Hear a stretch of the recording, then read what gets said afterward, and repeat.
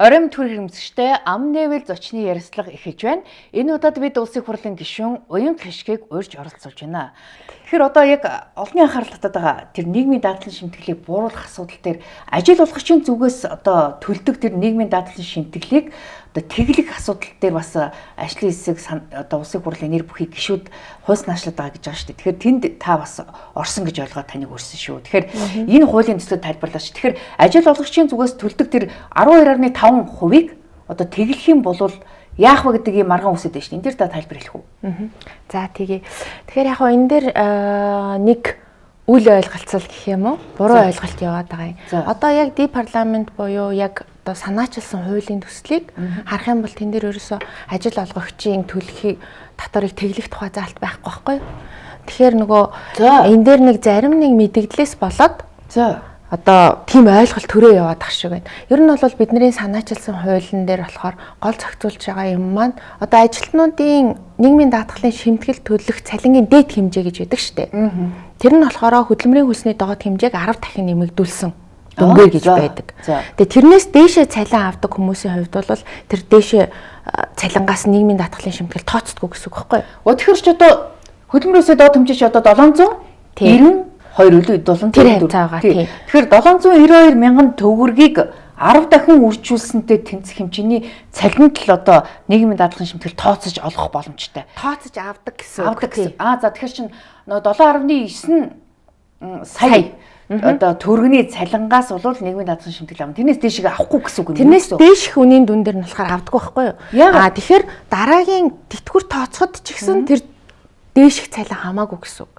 Яг л тэр нийгмийн даатгалын шимтгэл төлсөн дүнгээр буюу одоо 7,900 ч л одоо хамгийн өндөр дүнгээр төлсөн цалин чинь болно гэсэн утгатай байхгүй. Тэгэхээр өмнө нь бол жишээлбэл 5 сая байлаа, 2 сая байлаа, тий, сая 800 байлаа гэсэн үг байхгүй. Тэгэхээр яг тэрнээс дээшх нь яг тэгэхээр энэ хязгаарыг тавихгүй болохоор одоо юу гэдгийг 15 саяын төгрөгийн цалинтай хүн байлаа гэж бодоход 15 саяар тэтгэвэр тогтоолгоно гэдэг асуудал үүснэ дээ. За. Тийм учраас яг ингээд нөгөө хязгаарлалт тавьж явдаг угаасаа энэ өөрөө нийгмийн даатгалын бодлогын хүрээнд анханасаа л юм хязгаартай явдаг гэсэн үг. Гэтэл ажил олгогчийн төлдөг нийгмийн даатгалын шимтгэл болохоор энэ хязгаарлалт ордоггүй. Энээс илүү одоо 15 саяыг төлдөг бол 15 саяын бүхэл дүнгээс нь нийгмийн даатгалын шимтгэл төлдөг гэсэн үг байхгүй юу? Тэгэхээр энийг яг ажил олгогчийн ажилтнтайгаа адилхан болёо. Тэр хязгаарлалтын адилхан байлгая. Энэ бол өөрөө зарчмын дагуу юм а гэдэг энэ одоо өөрчлөлтийг оруулж байгаа гэсэн. Тэгэхээр одоо ажилтан бол 7.9 хүртэл төлөд байгаа юм уу? Тэрнээс дээшгээ бол төлөхгүй байгаа юм тий. Тэгвэл ажил олгогч болохоор 7.9 хүртэл төлчөөд дахиад дээшгээ бас төлөд байгаа юм уу? Төлөд байгаа. Тэр нь 10 сая юм уу? Тэр нь одоо 7.5-аас 10 саяын цалинтай байна уу, 15 саяын цалинтай байна уу, 20 саяын цалинтай байна уу? Яг тэр дүнгээсээ л төлөд байгаа гэсэн үг байхгүй юу? Одоо тэгэхээр төрийн өмчит компани захирлууч 10 саяас дээш одоо 20 сая хүртэлх төгрөгийн цалин авч байгаа шүү дээ. Тэд нар өөрсдөө нэг одоо тэр 12.5-аагаа төлөхгүй мөртлөө төрөөс тэдний өмнөөс одоо нөгөө 12.5-ыг төлөөд яваад байгаа юм. Би л тэгж ойлгох гэдэг. Ажил олгогчийн зүгээс гэхээр тэгсэн л тэгжил таараад. Тэгэхээр татвар төлөгчдийн мөнгөөр тэр өндөр цалин төлчөөд тэд нар нийгмийн даатгалын шимтгэлээ төлөхгүй байхад одоо төр буюу татвар төлөгчд тэдний өмнөөс нийгмийн даатгалын шимтгэл 12.5 төлөөд байгаа юм. Харин ажил олгогчийн хувьд бол чинь төр төлж байгаа гэсэн. Тэгэхээр чинь тэр төрийн төлөөд байгаа тэр 12.5 гэсэн болиулмаар байгаа байхгүй. Та нар энэ асуудлыг тооцоон дээр оруулж байгаа юм.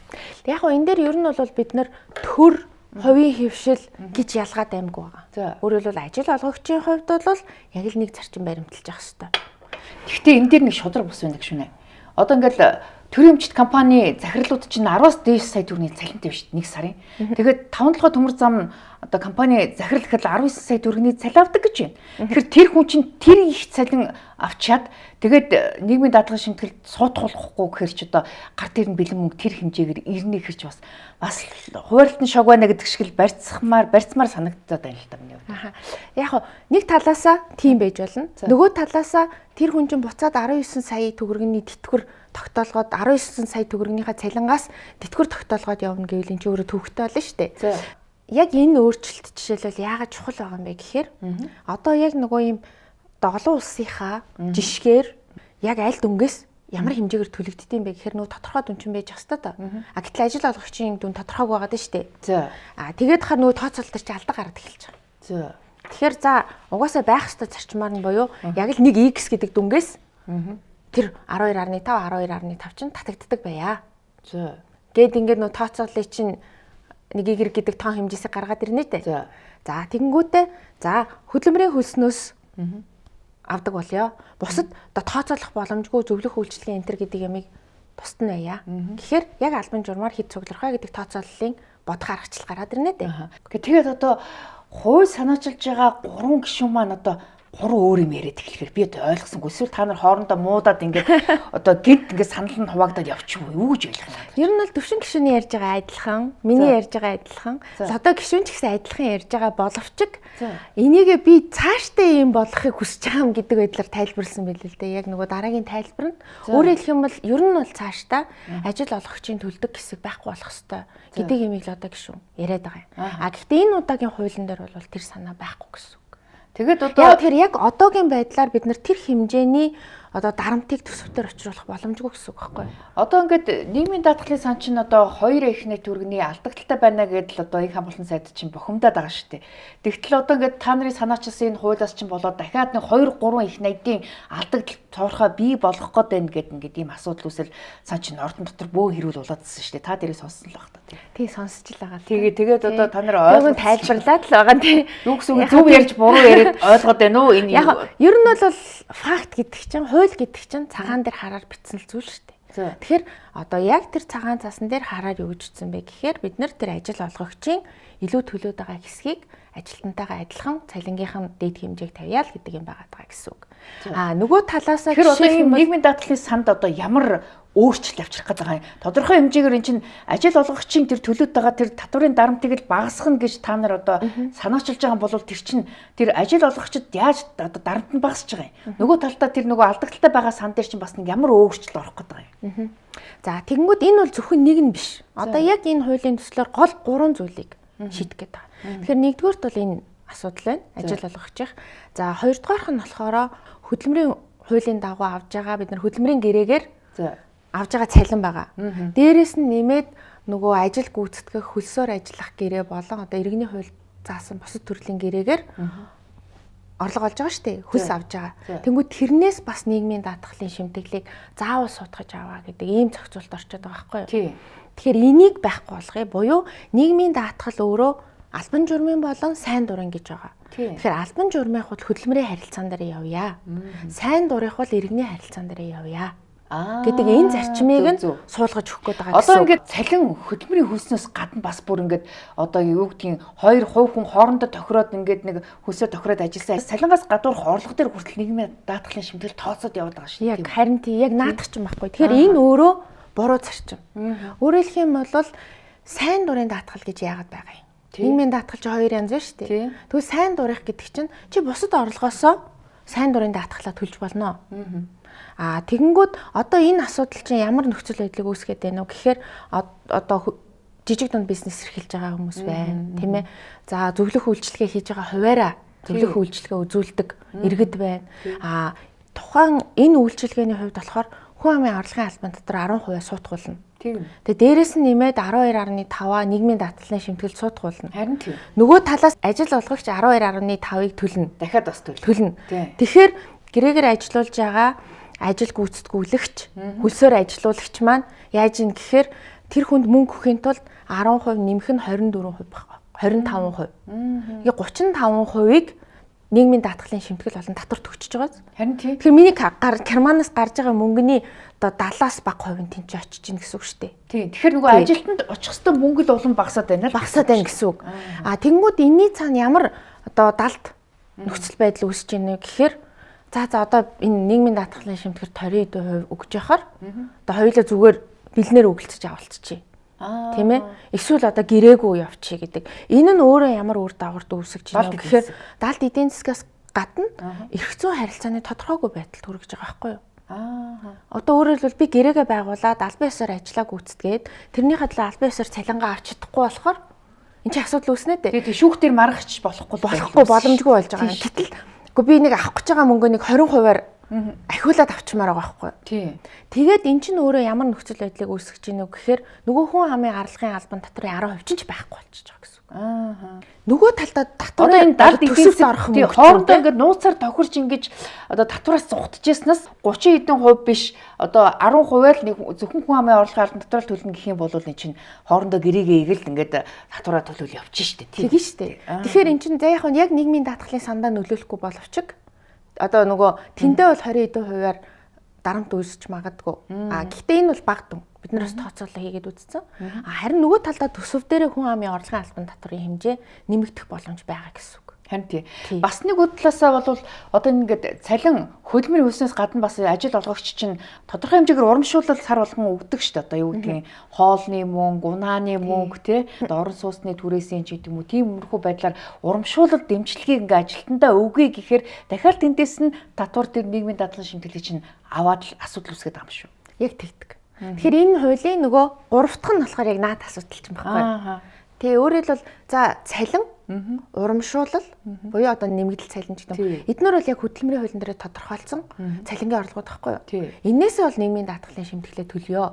Харин байр унаа хоол төлшний хөнгөлөлт гэж байгаа. Энэ болохоор хөнгөлөлт байхгүй юу? Урамшуул биш. Тэгмүүд энэ хөнгөлтөөс нийгмийн даатгалын шимтгэл авах болчихё. Яагаад гэвэл энэ өөрөө ажил олгогчийн зүгээс ажилтнаа одоо тодорхой хэмжээнд хөнгөлөлт болгож өгч байгаа. Энэ нь одоо нөгөө ипотекийн зээлийн ч гэдэг юм байрны хөнгөлөлт гэж явдаг штеп. Тэгэхээр энэ боломжийн ажил олгогчд үгүй. Эн чинь өөрөө ажил олгогчийн үйл ажиллагааг дэмжихээс гадна ажилтны тухайн одоо ажилдаа доктор сууршилтай ажиллах тийм ээ. Энэ одоо бенефит гэж хэлээд байгаа штеп хөнгөлөлтүүд. Энд чинь айгүй том нөлөөтэй. Гэтэл энэ үнийн дүн чинь тийм айхтар их үнийн дүн бас байж чаддаггүй. Гэтэл энэс дахиад нийгмийн даатгалын шимтгэл гэхээр ажилтан 12.5 нэмэх нь ажил олгогч 12.5 гэвэл дахиад 25% сутгагтай авчиж байгаа байхгүй. Тэгэхээр тэр 25% чинь эндээ явжээгээ. Харин тийм гэдгэл санаа яваа. Тэгэхээр төлхөө болохоор тодорхой хэмжээгээр энэ бас нэг төсөвт нэг цоорхоо гарнаа да. Тэр одоо тооцоо нь одоо хэд байгаа юм?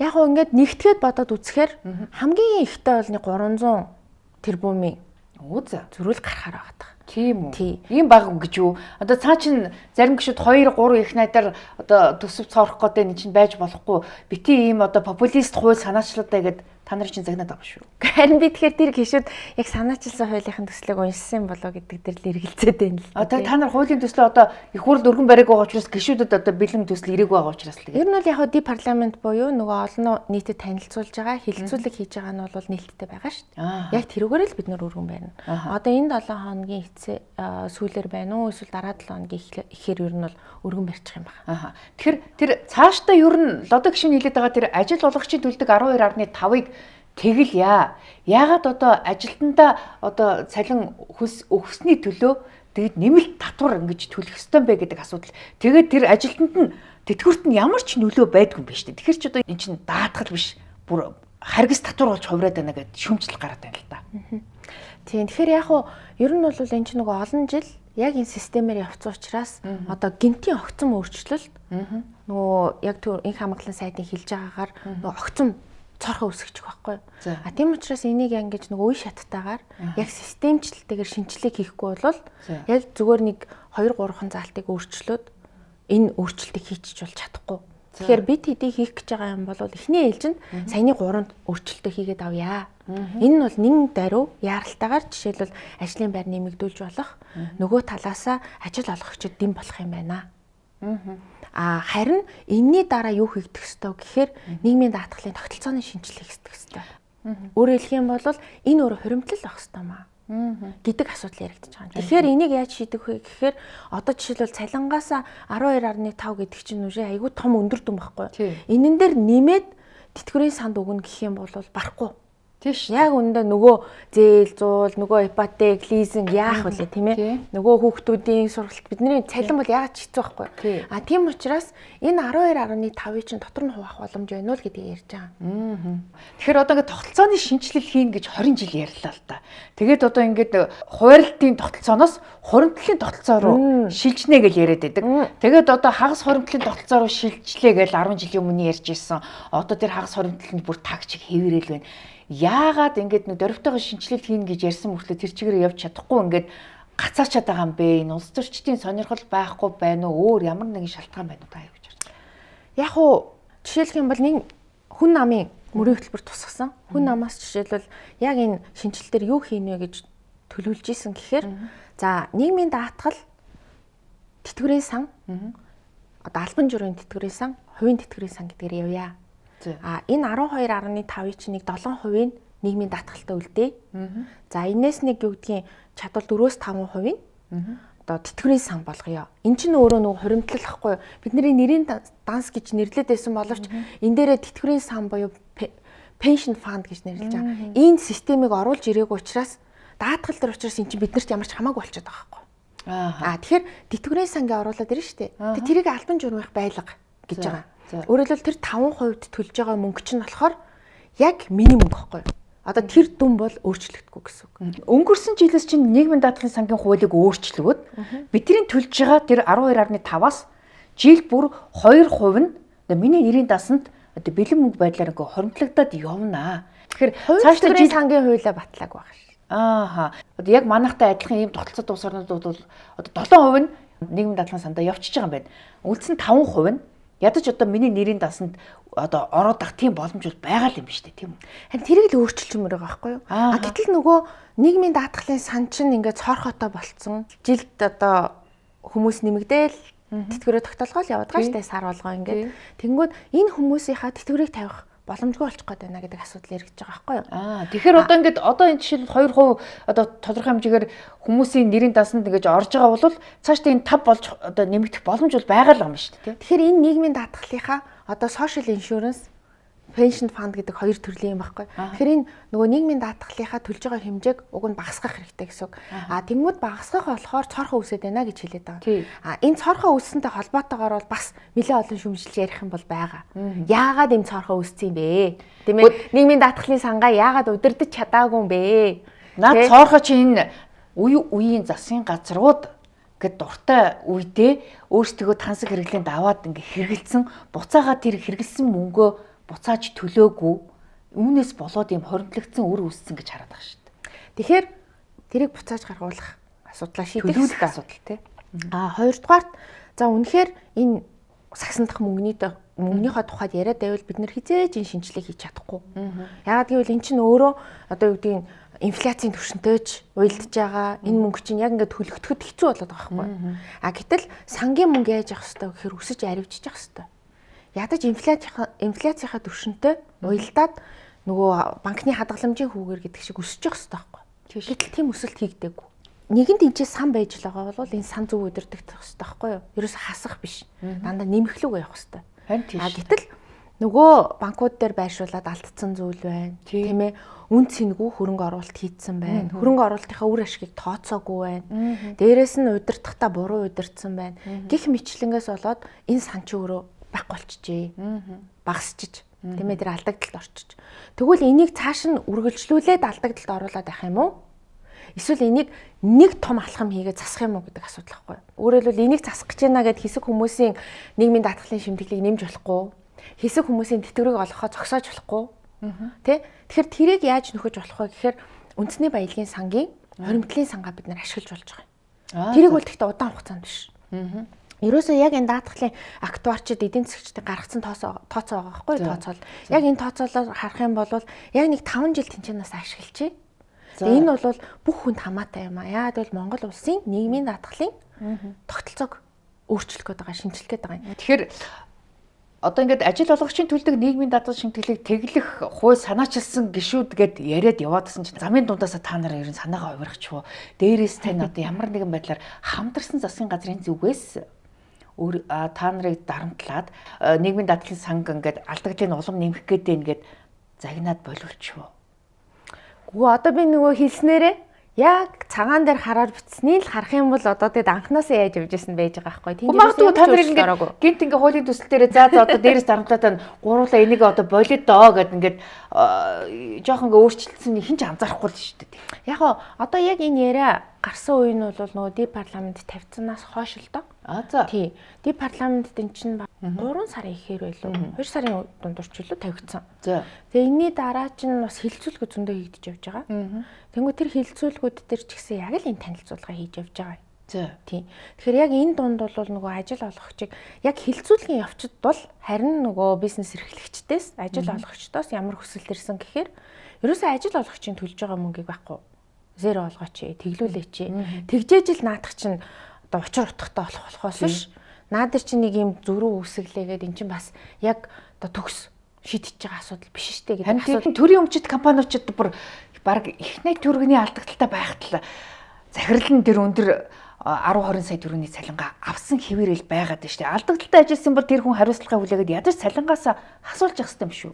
Тийм шүү дээ. Тэгээ асуулж байгаа би тухай сонсоогүй л дээ. Зөв шүү дээ. Тийм. Тэгэхээр энэ тал дээр танд ямар мэдээлэл вэ? Жишээлбэл та одоо энэ төрийн өмчит компаниудын одоо бүтээмж ил тод байдлыг сайжруулах гэдэг ажлын хэсэгт байгаа сураг байсан л да. Тэгэхээр танаа энэ ажлын хэсэгт энэ талаарх мэдээлэл байна уу? Тэгэхээр яг одоо энэ ажлын хэсэг бол ерөнхийдөө эхлээд явж байгаа. Ер нь бол төрийн өмчийн одоо нийтийн өмчийн тухай хууль гэж оруулж ирээд энэ дээрээ төрийн өмчит компани тухай хуулийг одоо хуулийн этгээдийн тухай хуулийг бас давхар оруулж ирээд энийг засахгүй бол тэн дээр жишээлбэл одоо яг ямар тохиолдолд ашигын төлөө компани руу буюу одоо заавал орлого цайтай бүтээмжтэй байх тэр салбар гэсэн үг шүү дээ. Ямар тохиолдолд төр тийшээгээ хувьцаа эзэмшиж орох юм.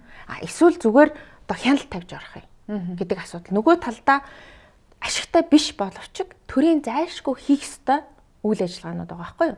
Одоо энэ дэд бүтцийнх гэсэн үг. Одоо энэ зам засварынхан байна. Төмөр замынхан байна. Нөгөө одоо эрчим хүчтэй холбоотой компаниуд байна. Эдгээр чинь болохоор төр заавал тэрийг хийх ёстой. Гэхдээ заавал ашигтай байх албагүй компаниуд бий. Тэгэхээр энийг ялгах гэж.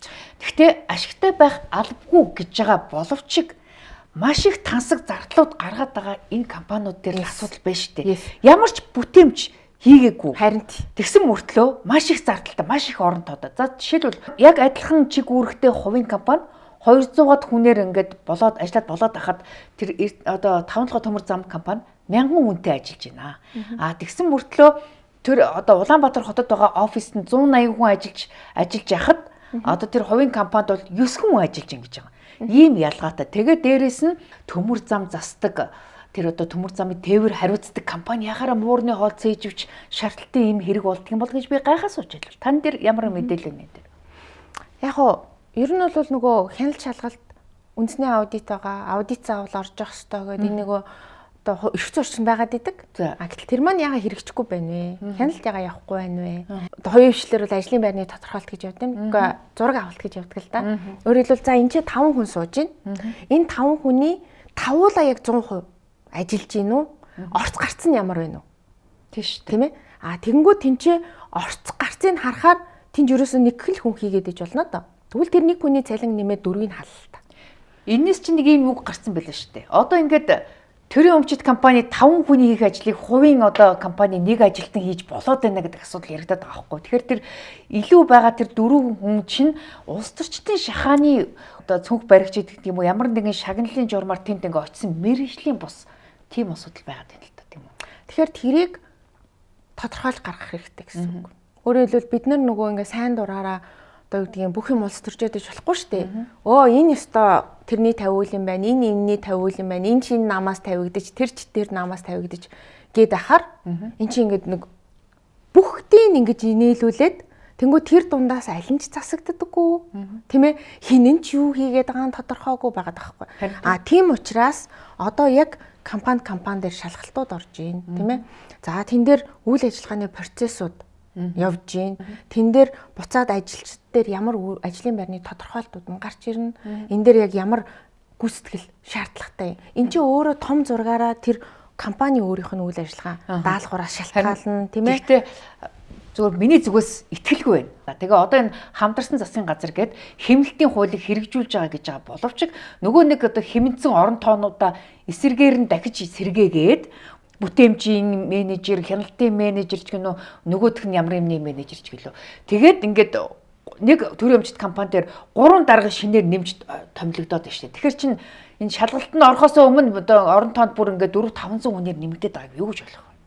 Одоо тэгэхээр яг үнэхээр хяналтын менежер ч юм уу бүтээмжийн менежергээ тавьж байгаа бол тэр менежерийн ажлын чиг үүрэг нь тодорхой байна уу гэдэг нь гол нь чухал гэсэн үг. А үнэхээр сая бит хоёр ярьлаа шүү дээ. Тэнд хяналт байхгүй байгаад байна. Бүтээмж байхгүй байгаад байна. Тэгэхээр үнэхээр тэр бүтээмжийн менежер очоод тэнцээ KPI-ийг тодорхойлоод гаргаад ирэх ёстой бол тэр хүнийг жил ажиллаад яг тэрийг л гаргаж ирэх ёстой. А тэр хяналтын менежер очоод яг энэ дээр чинь хяналтын тавь гаргаад ирэх ёстой. А үнэхээр тэрийг гаргаж ирч чадчихвэл тэр хоёр орон тооны одоо хэрэгцээнд гарч байгаа гэсэн үг. Тийм. А хэрвээ үнэхээр зүгээр л нэг хүнийг тавихын тулд, нэг хүнийг цалинжуулахын тулд, тэгээ санхүүжүүлэхийн тулд тэнд орон тоо тавьсан бол тэр бол байж болохгүй зүйл. Тэгэхээр та хүн намаас жагсаалтаар орж ирсэн, дөрвөлт жагсан байхаа. Тэгэхээр та өөрөө улсын хурлын дарга асан, улсын хурлын гишүүн асан, Раднаа Сүмбэрлийн гончиг доржийн ууган охин гэдгийг бол хүмүүс нь мэднэ. Тэгэхээр аавтай нь бол арчс намаас удаа дараа 4 удаа парламентод сонгогдож байсан бол та одоо их хурлд анх удаага хүн намаас сонгогдлоо л доо. Тэгэхээр аавынхаа жимээр арчс намаас сонгогдох боломж байсан уу? Яагаад жоохон хүн намыг сонгосон юм бэ? Тэгээ яг уу ер нь бол хүн болгоны асуудаг асуулт л та. Тий. Би бол анх яг 20 оны сонгуулиар хүн намаас Баянзүрх дүрэгт нэр дэвшижсэн. Тэгээд хүн намд 20 онд ер нь бол илсэж орсон. Яг арчилсан намын гишүүнчлэлээрээ гэх юм бол эн чинь одоо бараг 90 би одоо санах нь 96 онд л санагдаад байгаа юм да. 18 хөрөнгөтэй социал-демократ намд илсэж ирсэн. Зөө. Тийм. Тэгээд социал-демократ нам арчилсан намд нэгдээд тэгээд автоматар арчилсан намын гишүүн болоо явцсан.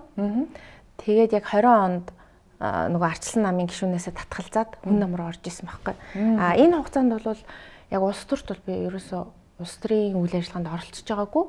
Гэхдээ мэдээж нөгөө аавын сонгуул тийм ээ одоо улс төрийн үйл ажиллагааг нь бол хөндлөнгөөс ажиглаад явж байгаа гэсэн үг шүү дээ. Сонгуулийн ажилд нь бол бас сүүлийн 2 нэр дэвшилтнэр бол оролцсон юм. Тэгээд яагаад арчилсан намыг биш хүн намыг сонгоод орсон юм бэ гэхээр зүгээр яг хүсэж байгаа зорж байгаа юмаа санал нэгдсэн залуучууд одоо нам доторх улс төрхийн гэж зовхгүйгээр хэдүүлээ зүгээр нийлээд яг энэ хүсэж байгаа юмаа хийя, энэ өөрчлөлтийг хий. Тэгэхгүй бол жишээлбэл ардын намч гэдэг юм арчилсан нам дотор ороо явна гэдэг бол өөрөө хүнд. Өөрөөр яг ингээ хүсэж байгаа ажлаа хийхээс нам доторх улс төр гэж нэг төвөгтэй асуудал бий. Бөөм өрсөлдөөн фракцуудын зодон байдаг шүү дээ тийм үү? Тэгээ яг үнэхээр би хүсэж байгаагаа хийж чадахгүй юу? Тийм ээ. Тэрийг нөгөө бус одоо хүмүүс шийдвэр гаргах төвшөндөө хүлээн зөвшөөрөхөөгүй юу? Гэх мэтлэн энэ бол өөрөө айгүй том асуудал байхгүй юу? Тийм учраас за энэ бол төвөгтөн байна. Тэгэхээр хэдүүл одоо яг хүн намыг харах юм бол өмнө нь хүн арчилсан намд байснууд нь ер нь бол олонх нь байдаг. Дээрээс нь хүн намыг эхлүүлж яхад байсан хүмүүсээс ардын намч ч байдаг, арчилсан намч ч байдаг. Тэгээд яг илүүтэйгээр одоо энэ хүн нам дээр нийлсэн залуучууд бол юу хүссэн бэ гэхээр за одоо яг хэдүүлээ болохгүй байгаа энэ 30 жилд алдсан гэж харж байгаа юмудаа засъя. Энэ дээрээ бол өөртөө яг шийдвэрээ гаргаад явах эрх чөлөөтэй бай. Гэдэг утгаараа бол яг хүн нам гэж нэгдсэн. Тэгээ тэр нь бол надад яг таалагдаад буюу яг миний хүсэл зорилготой нийцчихсэн учраас хүн нам руу шилжиж ороод тэгээ ингэ явсан гэсэн. Намаа солиход аавтай нь юу гэж зөвлөсөн бэ? Гэхдээ ер нь бол манай ээж аав хоёрын хувьд бол яг бидний сонголт дээр айхтар нөлөөлөд байдаггүй. За. Тий одоо ажил хөдлөм одоо мэргэжлээ сонгоход ч тэр хань ижлээ сонгоход ч тэр гэдэг юм уу тийм ээ. Тэр тал дээр бол айхтар нөлөөлөөд тий яг ингэдэг гэдэг юм бол байдаггүй. За хүн намд орлоо гэхэд бол за өөрийнхөө зүг хийж бодсон юм аа л хий. Тийм заавал одоо юу гэдгийг арчилсан намынх бол арчилсан намч гэдэг юм уу тийм юмыг бол хүчээр тулгаад ах юм байхгүй. Гол нь өөрөөсөө аягуулсан бодсон байгаа үсттэй л гэдэг л тийм л асуултыг тавьж ирсэн. Тэгэхээр уянга хишиг гишүүн гэдгийн өмнө таныг гончиг дөржийн охин гэдгээр хүмүүсийг хараад аав шиг тийм хэмжээнд байх болов гэдэг тийм л одоо хүлээлт үсчихэд байгаа бах тийм. Энд дээр хэцүү байдаг. Тий яг уу ер нь бол нөгөө хүлээлтэнд хүрч ажиллах, хүлээлтийг давж ажиллах гэдэг бол өөрөө хүнд даалгавар. Гэхдээ энэ нь нөгөө талаасаа яг зорьсон зорилго маань учраас хайхтар одоо юу гэдэг хүн дээр хүлээж аваад ч гэдэг юм уу тийм зүйл байхгүй. Одоо угсаал ойлгомжтой байсан зүйл гэсэн үг. Тэр талаасаа бол би өмнө нь ерөөсөө улс төрд орё гэж бодож байгаагүй. Тодорхой хэмжээнд хувь хүний хувьд өөрөө мэрэгших ёстой, мэддэг чаддаг зүйлтэй болох ёстой. Их хурлын гишүүний хийх ажлыг хийх төвшөнд очиж энэ одоо хүндтэй үүргийг хүлээж авах ёстой гэдэг ийм хувь хүний бодолтой байдаг байсан. Тэгээд одоо жишээлбэл яг тэрийгэ өөрийнхөө төвшөнд одоо юу гэдгийг за одоо л би боллоо гэдгээ хүлээн гэх юм бол одоо хизээч бараг бэлэхгүй байх. Магадгүй ингээд зарим ингээд нэг одоо өөрөө яг ингээд аль талд нь орохоо шийдэж чадахгүй нэг тийм нөхцөл байдал орчдөг штэ. Альва хуулийн төсөл ч гэдэг юм уу, маргаантай асуудал те улс төрийн нөхцөл байдал дээр тийм үү. Тэгэхээр энэ нөхцөлд та ааваасаа бас зөвлөгөө дэмжлэг авдаггүй. Яг хуульч хүний нэг давуу тал бий. Төрөний ярьсан шүү дээ би цагаан дээр хараад бичсэн гэд. Тэгэхээр хуульч хүний хувьд бол нөгөө үндсэн гол зарчим гэдэг юм хардаг. За яг энэ одоо зарчмын дагуу зөв байгаа юу, буруу байгаа юу тий? Яг аль тал. Тэгэхээр ихэнх шийдвэрүүд дээр бол шийдвэр гаргахад ямар ч байсан нэг юм энэ нь ер нь бол хантай да. Энэ нь зөвдөө гэдэг тал руугаа бол явчихна. Гэхдээ мэдээж улс төрийн шийдвэрүүд бол хүнд. Энэ дээр бол аавтайгаа зөвлөлдөх тэр одоо том давуу тал байдагт бол би маш их баярлалдаг. Өөрөөр хэлэх юм бол одоо шинэ гишүүдийн хувьд ч тэр ер нь одоо их хурлын гишүүд, сайд нар тий яг энэ төрлийн ажил хийж байгаа хүмүүсийн хувьд бол яг өөрийнхөө мөнчгөрөөр буюу яг зөвхөн өөрийнхөө л оюун дүнэлтийг гаргаж явна гэдэг бол бас 100% зөв хувилбар бол бас биш. Яг тэр зөвхөн тэр хүний туршлага мэдлэг дээр суйрлна гэсэн үг шүү дээ. Тийм учраас нөгөө Ахмад улс төрчдийнхээ үгийг сонсох, хуучны одоо шийдвэр гаргалтуудыг ухаж харах, тийм ээ. Энэ дээр одоо жишээлбэл өмнө нь яг энэ асуудал шийдэгдэхэд хин юу гэж хэлж ийсэн, ямар асуудлыг анхаарах хэрэгтэй байсан. Тэр нөгөө хувь одоо хилцэлгийн чуулганы болон байнгын хорооны протоколуудыг сөхөж харах бол энэ аюул чухал байдаг. Иймэрхүү асуудлаар бол зөвлөлдөх зайлшгүй шаардлага гарна. Тэгэхээр математикч гишүүний охин одоо хуульч гишүүн болчлоо л доо. Тэгэхээр 18 настай хүүхдээ шууд хуульч болно гэдэг тийм амбиц бол хараахан төрж амжааг байдаг шүү дээ. Тэгэхээр хэн нэгний зөвлөгөө дэмжлэг байсан уу? Би ер нь бол өөрөө математикийн анги нэгдүгээр сургуулийн тооны анги авахгүй юу? Харин тий би хайгаад байна та тий. Багасаа л нөгөө тооны олимпиад энтерт орж явсан нөгөө хамгийн хайртай хичээл нь тооны хичээл. Тэгээд яг одоо 8 дугаар ангид 9 дугаар ангид орох хичээлээ. Ер нь бол хуульч болыг шийдсэн. За. Хуульч болохтой би өмгөөлөгч болно гэж шийдсэн байхгүй юу? Тэгээд аав нь улсын хурлын гишүүн, их хурлын дарга байсан учраас таныг хуульч болоход нөлөөлж өгөөж байна. Яг нь би өөрөө нөлөөлөөгүй гэж боддог байсан. За. Тэгээд дараа нь ингээ бодоод ахаар нөлөөлөл үүссэн байгаа. Аав нь хууль тогтоох байгууллагад ажиллаад байгаа. Яа тэгэхээр ингээд нөгөө гэртээ ирэл би уг нь тоол хардаг байсан байхгүй юу? Тэгэл тоон туртай. Тэг ингээл тоо бодох. Тэгэл ер нь бол нөгөө IT-ийн чиглэлийн яг код бичдэг хүн болно гэж боддог байсан. Тэнгүүд одоо ингээд бодоод ахнаа 6 дугаар ангиас хойш манай гэртээ яригддаг юм хууль болсон юм байна л та. Аав их хурлын. Тий, их хурлын гишүүн болчихоор ч нөгөө тоогоо яриахаа болоод яг л одоо энэ хууль чинь юм байх ёстой ч гэдэг юм уу тэр хууль нь тийм. Тэгээд нөгөө зургатаар гарч байгаа ярьж байгаа юм нь хууль те. Тэгээд тэр нь өөрөө нөгөө хууль өөрөө одоо гадны бит биш ойрын зүйл болоод ороод ирэхгүй юу? Тэгээд тэрэн дээрээ нэмээд илүү нөгөө хуульчдын хийдэг юмнуудыг бас сонирхож хардаг болсон юм шиг байна. Тэгээ тэр дундаас надад яг ингээ шүүхэд төлөөлөөл те тангарагтны шүүхийн өмнө өмгөөлөгч гарч ирээл ингээл хүм өмгөөлдөг штэ. Тэр өөрөө яг нөгөө хүүхдийн сонирхлыг татсан гэсэн хүүхд ах уу юм аа. Тэгээд хуульч болно гэдэг шийдвэрийг гаргаад тэгт чи одоо би 14-тэй байсан гэсэн үг юм уу? Тийм би чи 16-таа оюутан болж исэн хүн штэ. Тэгээд та чи ер нь бас их шууд товчлоод явцсан болов уу гэж хардаг штэ. Та чи 18 настай гэр бүл зохиогоод 19 настай залуухан ээж болж исэн гэсэн. Тэгэхээр аавтай нь улс төрд байсан. Тэгээд гэр бүл зохиохтой нь ер нь яаж хүлээж авсан бол? Одоо манай ээж аваа хоёр ч өөрсдөө эрт гэрэлсэн хүмүүс. Манай ээж бас 18-таа суугаад би 19-д нь төрж исэн. За. Тэгэхээр ээж аавын жишгээр явцсан юм аа да. Тэгэхээр таныг загнаагүй юм байна тийм үү? Загнаагүй. Ер нь бол ээж аавын зөвшөөрлөөр л явна шүү дээ. Одоо их сургууль дөнгөж оронгуудаа хүүхдээ болчоор чинь зарим ээж аав нар жоохон дургуутдаг штэ.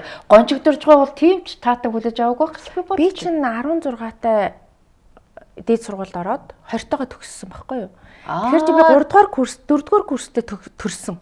Тэгэхээр та манай хүүчин 4-р курс төрсөн. За. Тий. Тэгээ манай хүн болохоор би тэр 10 жилийн нэг ангийнхан. Угаасаа найзууд. За. Тий. Үерхдэг байсан, мэддэг байсан. Одоо ер нь бол ингээд хамт олноороо гэдэг шигтэй ингээд 5-6 хүүхдүүд хамтдаа нийлээд найзалдаг. Тэгээд манай үнийг бол угаасаа сайн мэднэ. Тэ ингээд нөгөө сайн хүү гэд тэ мэддэг байсан. Тэгээ бит хоёр чинь сургуулаа төгсөөд намааг яг 18 гэдэг чи бид 2-р курс эсэ өөрхөж эхэлсэн байхгүй яг одоо хөтөлж эхэлсэн гэсэн үг. Тэрнээс өмнө бол яг найзын харилцаатай. Тэгэл манай хадмын талчтай тэр манай талч тэр ерөнхийдөө жоохон одоо консерватив гэх юм уу? Тийм учраас за одоо ингээд хөтөлцөөдгүйгээд эхэллээ. Тэгэхээр одоо бэр гуйн хурим найраа хийн гэл тэгэл бит хоёроос ч баг тусдаа ингээд бэр гуйгаал хуримын тав гараал ингээл явцсан. Хоёр өөрсдөө хурмаа товлоо гэж бодоагүй байдгүй. Бит хоёр чи юугаа мэдэх вэ? Хоёр тал ээж аав нь шийдсэн юм. 18-тай 20-тай хүүхдүүд дөнгөж үерхэл найзлал явж байгаа байхгүй. Тэгэл бит хоёр ч гэсэн одоо суух болоогүй, хүүхд гарах болоогүй гэдэг юм яриаггүй. За угаасаа л нөгөө ингээл найзлал, үерхэл ингээл гэр бүл болоод гэр бүл болсон хурмаа ийсний дараа хүүхдтэй болоод ингээл явдаг гэдэг ийм одоо дэгж аягаараа. Тэгэхээр ам бүл зургуулаа юу? Тавлаа. 3 хүүхэдтэй. За тэгэхээр та одоо 3 хүүхэдтэй. Дээрээс нь ингээд өөрийнхөө хуулийн одоо тий карьерийг ингээд дагаад бас улсын хурлын гишүүн улс төрлөө ороод ингээд явж байгаа энэ амжилтаа яваагийн ард таны нөхөр таныг их ойлгож дэмждэг юм байна гэж харлаа л да. Тэгээ яг нөгөө эрт ихэлсэн болохоор манай хүүхдүүд ч том л да одоо баг нь 16 хүрж байгаа. За том нь одоо 28-тай. За 30 хүрэх гэж байгаа юм. За. Тэгэхээр яг одоо бол нөгөө улс төрт ороод яг ингээд цаг наргүй ажиллахад бол ар гэрээс татлаадлахаа байхгүй. Тэг хүүхдүүд том болсон учраас өөрөө өөрсдөө дагаа явчих. Хоёр том нь одоо том нь сургуулаа төгссөн, дундх нь оюутан, одоо баг нь ингээд ахлах сургуулийн сурагч гэсэн. Эмээ болж амжаагүй. Эмээ болоогүй одоо орчин үеийн хүүхдүүд бол арай өөр юм шиг байна. Тийм арай орой гэрэж. Тийм манай том ч тэгээ банд болохоор ер нь бол өөрөөд юм байна. Тэгээ манай хүн болохоор угаасаа бид хоёр залуугаасаа хар залуугаасаа нөгөө би бинийгээ хүмүүжүүлээд би бинийгээ одоо би биэндээ уусаад өссөн учраас тэгээ манай хүний хувьд бол өөрөө маш тийм одоо найрсаг инг тэгч гэдэг юм уу те ингээл одоо гэрээ эзэгтэй байх ч гэдэг юм уу тиймэрхүү ерөөсө тийм юу байхгүй бид тэр чи ингээд яг өөрөө өөрсдийнхөө хүсдэг юмыг л хийгээл явдаг. Тэгээд тэр талаасаа бол яг улс төрд ороход бол эсэргүүцэж ирсэн. Эсэргүүцсэн шалтгаан нь юу гэхээр чам шиг ингээд ийм одоо би чи нөгөө хар нялхаараа хүний хүн болоод очсон болохоор аюу эрэх талтай байхгүй юу? Нөө нөхөртэй эрхлээд сурцсан. Ээж аавын гараас гараал нөхрийнхөө гарт очсон.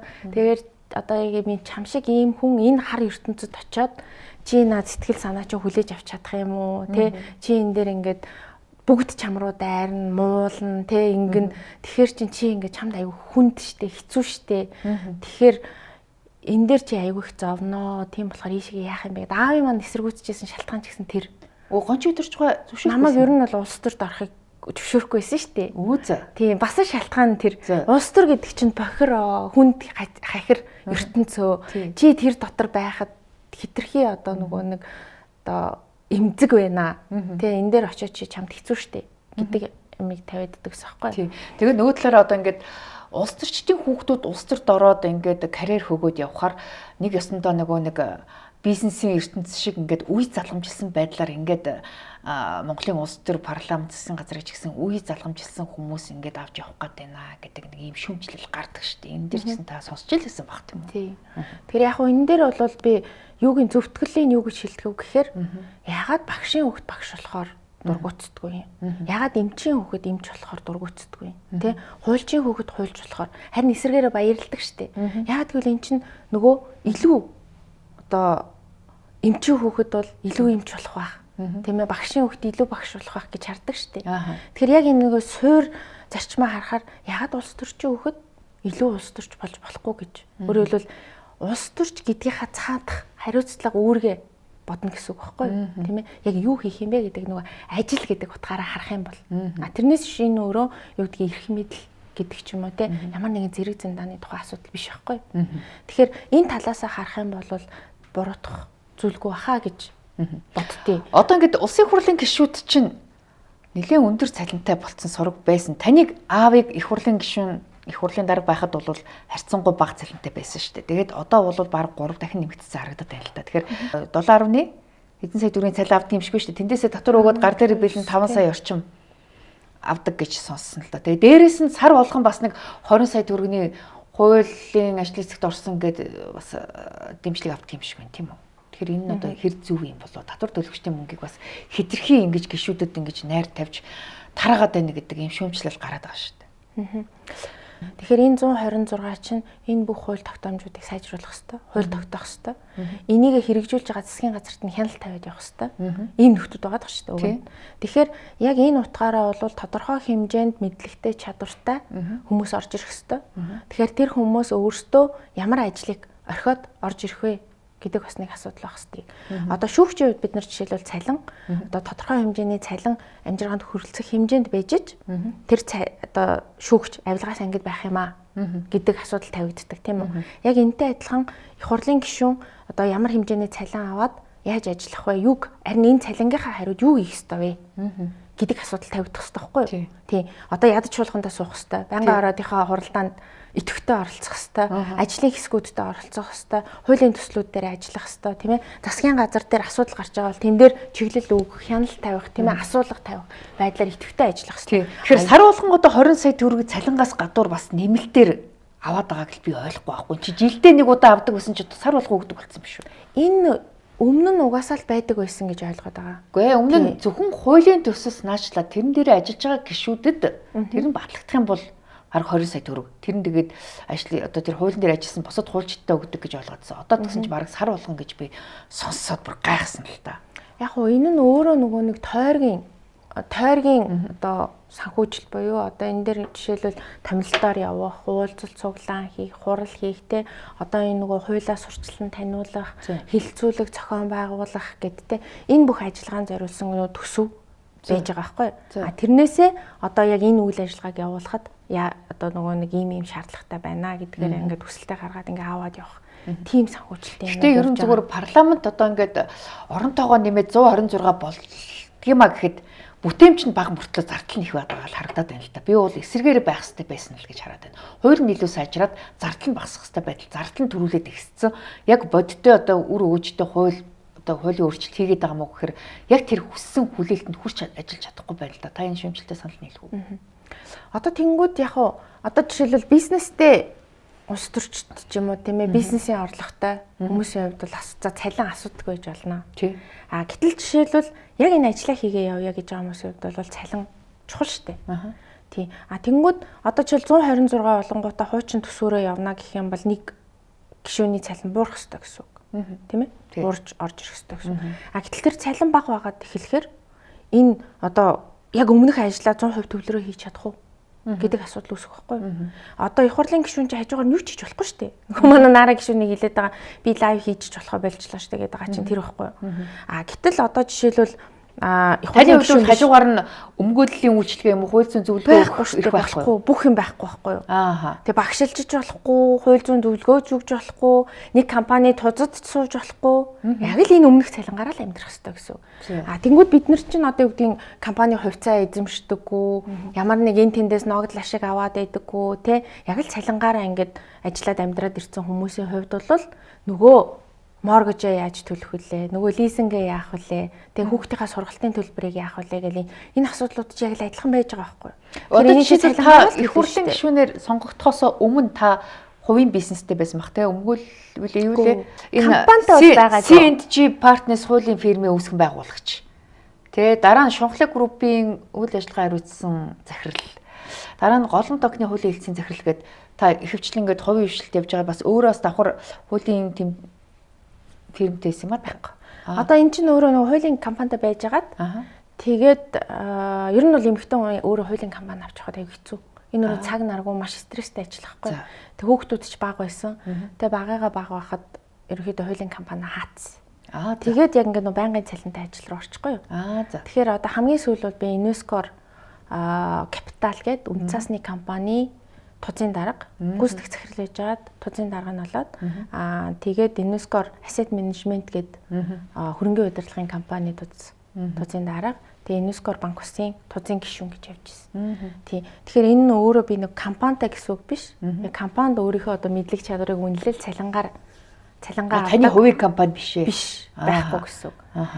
Тэгэхээр тэр нөгөө нэг цалингаа аваад цалин урамшуул бонус аваад явдаг байсан гэсэн. Ер нь гэр бүлийн бизнес гэж байхгүйсэн гэж юу? Байхгүй шүү дээ. Тийм үү. Танай хүн бас тогтмол цалин. Манай хүн бол одоо сүүлдэл нэг компани бас байгуулаа мэрэгжлэрээ. Одоо олон жил ажилласан. Мэрэгжлэрээ явж байгаа. Гэхдээ тэр нь одоо жижигхэн дөнгөж эхэлж байгаа болохоор бас одоо бүтээрийн хувьд бол яг айхтар нэг юм бизнес эрхлээл тэг ингээ явахаас илүү яг ингээл нөгөө өмнөх ажилла хийгээ явдаг мэрэгчлэнүүд тахгүй юу. Тэгээ тийм болохоор бол яг цалингийн хувьд ер нь цаашдаа ийм одоо нөө мэрэгчлэнүүдийг ажилуулах тэг илүү яг ингээ ажиллаа төвлөрч хийх тал руугаа байлгая гэдэг бодлого барьж байгаа бол яг энэ нөгөө нэг цалингийн зардал ер нь бараг цалингаар явах гээд байгаа юм ч гэдэг юм уу тийм ээ. Эсвэл цалингийн одоо саяны хоёлоо эхлэхэд яригдсан шүү дээ. Одоо жишээлбэл цалингийн дэд хязгаар 7 сая 900 болсон байна гэж шүү дээ. Тэр чинь өөрөө сая 800 байсан үе биш шүү дээ. Одоо жишээлбэл аавыг их хурлын дарга байх үед бол нэг сая хэдэн зуутай бараг 700 мянга ташхуул байсан шүү дээ. Тэр чинь ингээ өсөд байгааз. Тэгэхээр эн чинь өөрөө энэ нөгөө үнийн өсөлт, инфляц тийм ээ. Энэ бүх юмыг чинь дагаад угаасаа дундад цалингийн хэмжээ бол өсөө явж байгаа гэсэн үг. Өөрөөр хэлбэл тэрний цаана хэрэглээний зардлууд ч өсөд байгаа гэсэн үг шүү дээ. Тэгэхээр хүн өөрөө амжиргааны тодорхой төвшөнд очих хэвээр. Харин буцаад яг эннийхээ төлөө хийх ёстой чиг үүргээ хэрэгжүүлж байгаа юу л гэдэг энийг авах хэрэгтэй байхгүй. Тэнгүүд их хурлын гишүүний онцлог нь юу вэ гэхээр жишээлбэл яг ажил олгогч нь өөрөө сонгогчд учраас дөнгө сонгуулаар л тавьдаг. Үнэхээр чи энэ хэмжээний зардал гаргачаад энэндээ хангалттай ажил хийж чадсангүй гэвэл дахиж сонгохгүй л байх хэрэгтэй. Тийм ээ. Тэгэхээр та одоо хүн намаас сонгогдсон улсын хурлын гишүүн. Тэгээ танаа намыг хүчтэй сөрөг хүчин байгаасаа гэд сонгогчд одоо нэлээд хэдэн суудлал өгсөө. Тэгтэл одоо хамтарсан засгийн газарт ороод чимээгүй болоод албан тушаалаар амаа өдүүлчлээ гэж хараад байгаа шүү дээ. Чимээгүй байгаа юм уу? Ер нь яг гайгүй чимээтэй хангалттай хэмжээнд шүүмжилж чадахгүй энгийн нэг сэтгүүлчийн хэмжээнд бол яг нэг шүүмжлээд байгаа шиг байна. Яг энэ дээр бас нэг л бас л юмыг харьцуулж үзэх хэрэгтэй. Аливаа зүйл чинь нөгөө юм баланстай харьцуулж явдаг. 8 сул гишүүн байх. Засаг дотор 2 нь байх гэдгийн ялгааг харах хэрэгтэй гэсэн.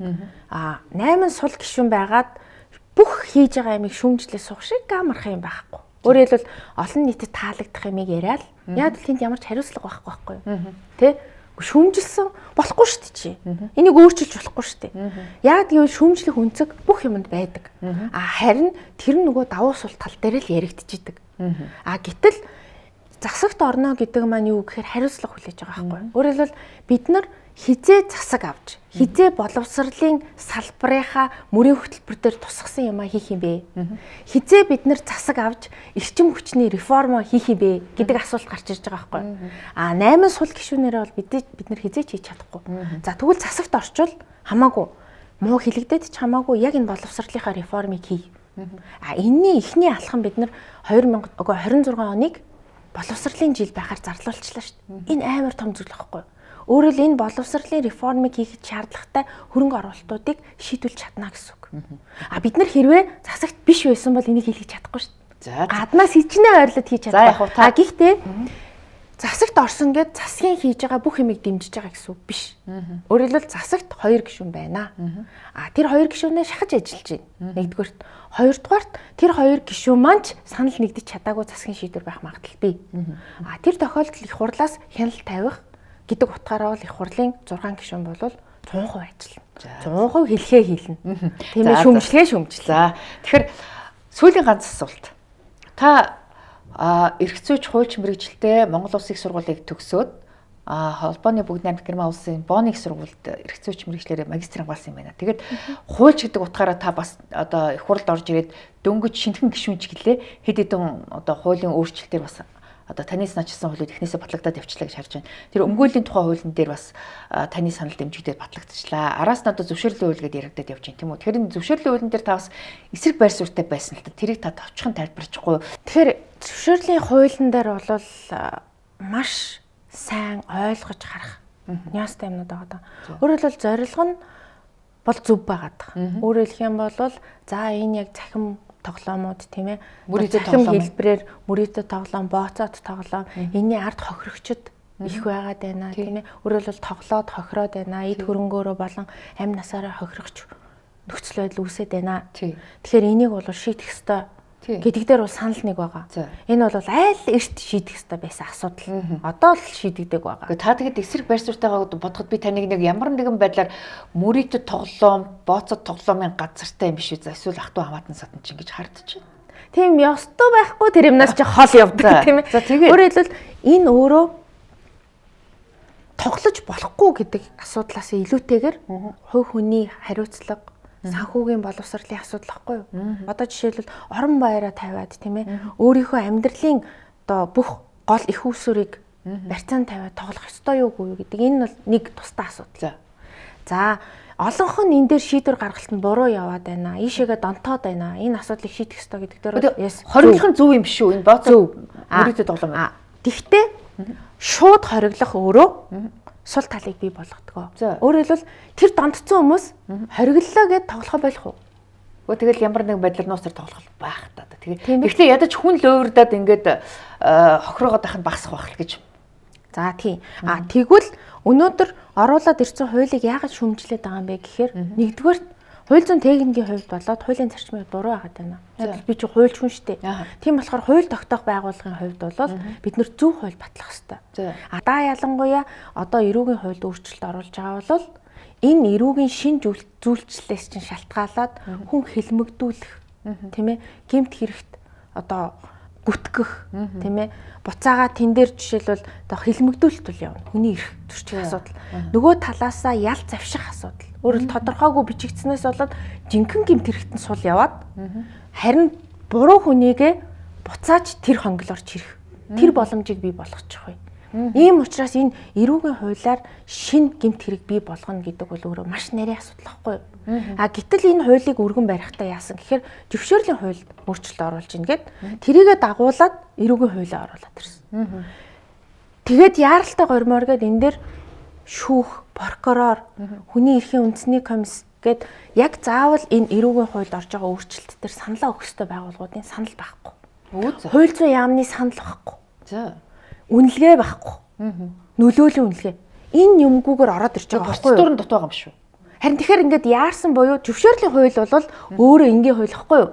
Зөвшөөрлийн хуулийн дээр зохицуулах ёсгүй асуудлыг зохицуулаад оруулаад ирсэн байхгүй юу? Нөгөө тоон дотор үсэг гэдэг шиг юу оруулаад ирсэн бэ гэхээр төлбөр таавар бооцоо тоглоомын үйл ажиллагаа эрхлэхийг хориглоно гэд оруулаад ирж байгаа. Тэгэхээр энэ тодорхой үйл ажиллагааг жишээ салбарын үйл ажиллагааг хориглож штэ. Тэгэхээр энэн дээр тусдаа хууль авах хэрэгтэй байхгүй юу? Бие даасан хууль гэж үү? Бие даасан хууль авах хэрэгтэй. Өөрөөр хэлбэл бид нар казиног хориглодог. Казино хориглохдоо хуулиар хориглодог. Тусгай хууль гаргасан. Тусгай хууль гаргасан. Тэрийг зөвшөөрлийн хууль дээр жишээл оруулж болох байсан юм уу? Гэдэг асуулт байхгүй юу? Тэгэхээр тэр зөвшөөрлийн хуулийн дээр дараа нь ямар үйл ажиллагааг одоо жишээлбэл юу гэдгийг те ам нээвэл гэдэг шиг ийм ярьслага ус төрчтэй зохион байгуулахыг хориглоно гэж оруулаад тавьчих юм уу? Өөрөөр хэлбэл тэр аливаа нэг үйл ажиллагааг хориглоно гэдэг чинь өөрөө маш сайн тооцоо судалгаатай орж ирдэг. Энэ нь өөрөө тусдаа хууль ах хэвээр. Энэ хууль батлагдчихэж эннийх нь үндсэн дээр эрүүгийн хууль дээр гэмт хэргийн зүйлчлэх хэвээр. Тэгэхгүй бол жишээлбэл эрүүгийн хууль дээр за төлбөр таавар бооцоод тоглоом эрхлэхийг хориглох гэдгээр нь те төлбөр таавар бооцоод тоглоом зохион байгуулсан бол тэдэн төгрөгөөр торгоно, тэдэн жилийн ял онооно гэд ингээ орчлоо та. Тэнгүүд төлбөр таавар гэдэг нь юу юм бэ? Бооцоо тоглоом гэдэг нь юу юм бэ? Тэр нь тодорхойгүй. Юугаараа ялгах юм бэ? Тэнгүүд тэрийгэ зохион байгуулах гэдэг нь юу юм бэ? Эрхлэх гэдэг байгаа нь юугаараа ялгаатай юм бэ? Тусдаа хууль байхаас аргагүй тийм тайлбарууд гарч ирдэг. Зуучлах гэдэг чинь юу гэсэн үг юм бэ? Энэ бүх юм тодорхойгүй орчноо доо. Тэгэхээр тэрийг чи яаж зөвлөчлөх юм? Нөгөө мөрдөн байцаагч нар чинь өөрсдөө дураар шийдэх боломж нэгдүгээр гарч ирж байгаа. Тэгэхээр хэлмэгдүүлэлт үүснэ. Хүний эрхийн зөрчил гарч ирнэ. Нөгөө талаасаа бүгдийг хориглож морин уралдаан маань хайчих юм бэ? Морин уралдаанаа бид нар хориглож байгаа үзэхүүгүй юу гэдэг ч бас. Тийм шүү дээ. Бооцоод уралдаан. Тийм бооцоод уралдаан шүү дээ.